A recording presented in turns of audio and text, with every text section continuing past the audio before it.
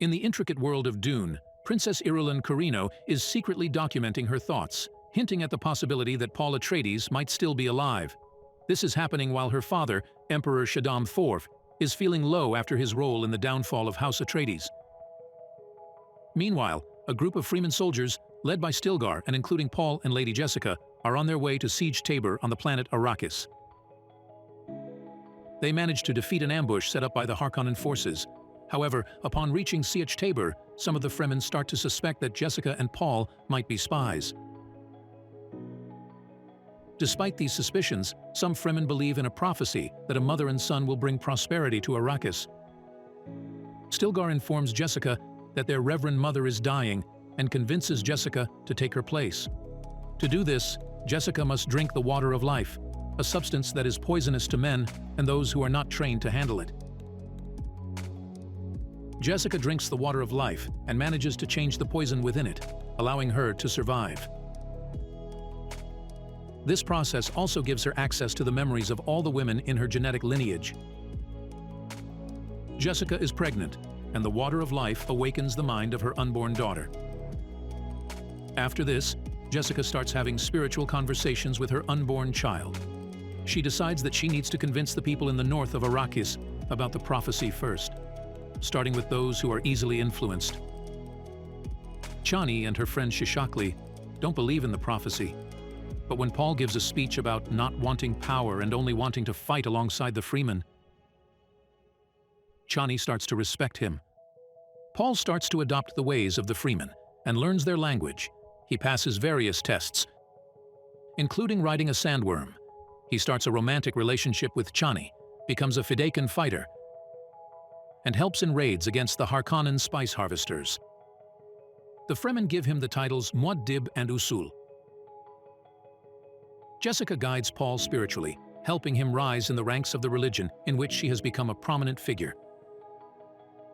Rabban, who has been losing control over spice production, increases his attacks on the Fremen to please his uncle, Baron Vladimir Harkonnen. The Baron demotes Rabban for failing to stop the Fremen revolts, and makes his violent and unstable younger nephew, Phaedratha, the new ruler of Arrakis. Margot Fenring, a follower of the Bene Gesserit, who was sent by the Reverend Mother Gaius Mohiam, seduces Fayed in order to secure his genes in case Paul's bloodline cannot be saved. Jessica completes her religious mission in the north and travels south to unite with the fundamentalists there.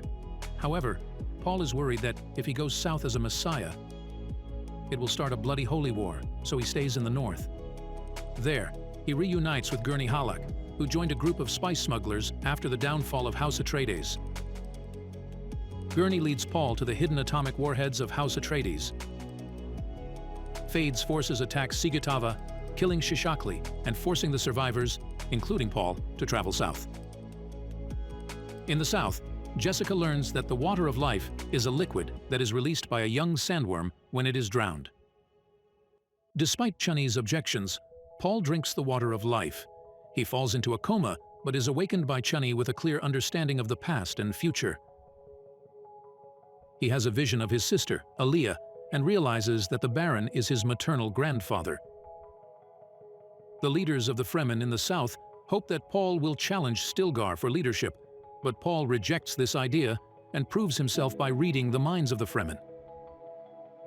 Finally, accepting his destiny as a messiah, Paul declares himself the Lisan al-Gaib, takes full control over the Fremen, and challenges the Emperor, who arrives on Arrakis with Irulan, Mohiam, and his Sardaukar troops.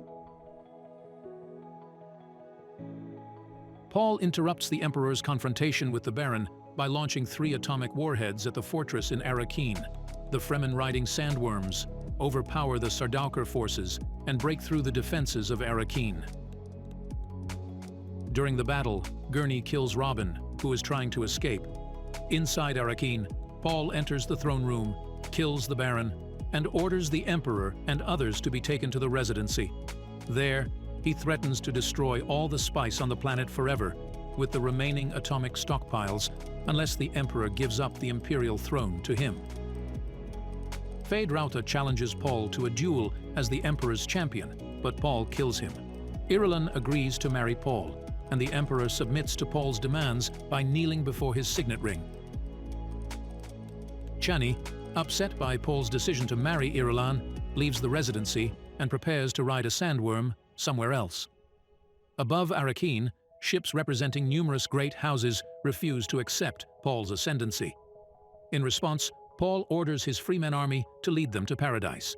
Jessica and Aaliyah reflect on the significance of these events, realizing that this marks the beginning of Muad'Dib's holy war, a war with far-reaching consequences for Arrakis and beyond.